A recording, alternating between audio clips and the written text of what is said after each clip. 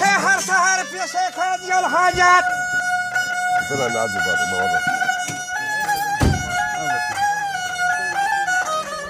آجا من بدل توصیف کنه از بیت الله شریک الله شوبوین آن زاد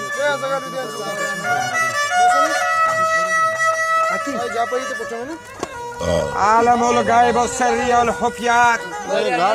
مستعجی فی پنجامه دعوت که ترفوی پیشکش کنه سوگات چا نکنه برابر و درستش آدم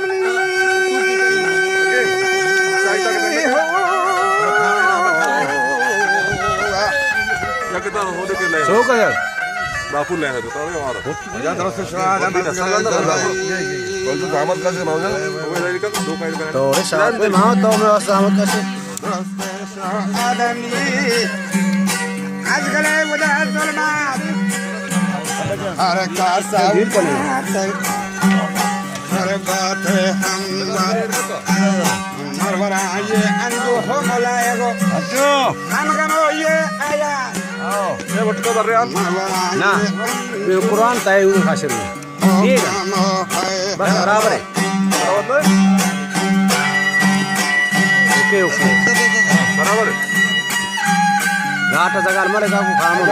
रे की दार में برابر ہے ایک جگہ میں سے اساس پیشی کنه آیات سر سوزا وجا دین قربانی هشار یاران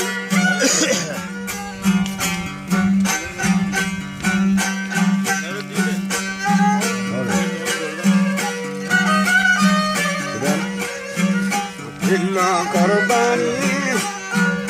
هشار یاران آل اصحابمی و یارا دوستدارن بردوانی وشی ملاگو تساوی کارن جاها نورمی پیشاگا گرمانی دیما گیاگا سازو سرخندی منگیل کوتاگا گوهری